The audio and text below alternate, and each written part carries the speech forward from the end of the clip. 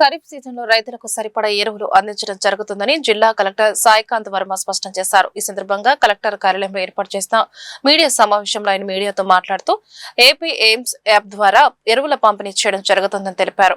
కౌలు రైతులకు కూడా ఎరువులు అందిస్తామన్నారు. మిగిలిన రైతులు కూడా తమ పేర్లను నమోదు చేసుకోవాలని సూచించారు. ప్రతి నెల డిమాండ్కు అనుగుణంగా ఎరువులు పంపిణీ చేస్తున్నట్లు ఆయన వెల్లడించారు. యూరియా 5,000 మెట్రిక్ టన్నులు, DAP 3,000 మెట్రిక్ టన్నులు అదనంగా నిల్వలు ఉన్నట్లు పేర్కొన్నారు. ప్రస్తుత సీజన్లో 60% ఎరువులు అమ్మకాలు జరిగాయని అన్నారు. అయితే నిపుణుల సూచన మేరకు అవసరం మేరకు రైతులు ఎరువులు వాడాలని కలెక్టర్ స్పష్టం చేశారు. సో మనము గుంటూరు జిల్లాకి సంబంధించి ఈ ఎరువులు ముఖ్యంగా యూరియా, DAP అవైలబిలిటీ గురించి ఈరోజు ఈ ప్రెస్ కాన్ఫరెన్స్ ఏర్పాటు చేయడం జరిగింది.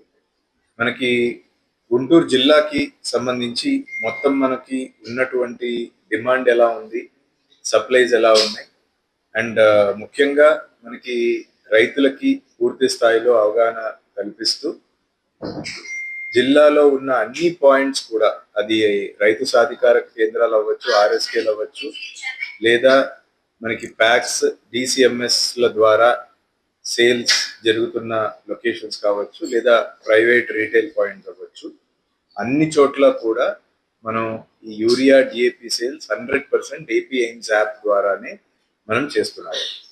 సో ఈ ఏపీ ఎయిమ్స్ యాప్ అనేది దాంట్లో ఉన్న డేటాని మనం గతంలో ఏ రైతులు ఎంత పంట పండించారు అనే క్రాప్ బుకింగ్ డేటా ఆధారంగా దాన్ని తీసుకోవడం జరిగింది. ఆ తర్వాత ఇప్పుడు కౌలు రైతుల్ని కూడా ఇన్కార్పొరేట్ చేస్తూ మనకి విలేజ్ అగ్రికల్చర్ అసిస్టెంట్ స్థాయిలో ఆ డేటాను అంతా కూడా అప్డేట్ చేస్తూ మాడిఫై చేసుకునే అవకాశం కూడా ఇచ్చారు.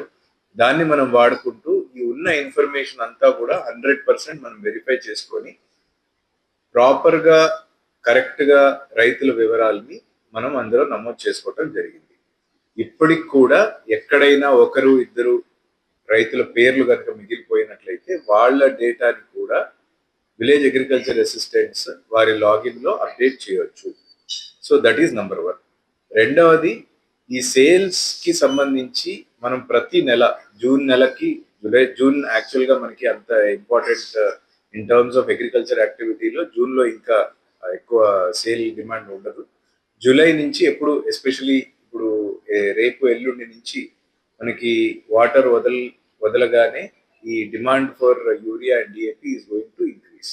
సో దానికి అనుగుణంగా ప్రతి నెల మనకి డిమాండ్ ఎంత ఉంది, ఆ డిమాండ్కి ఆధారం చేసుకొని ఏ రైతు సాధికారక, ఏ RSKలో, ఏ రీటైల్ పాయింట్స్లో మనకి కావాల్సినంత స్టాక్స్ ఎంత డిమాండ్ అవసరం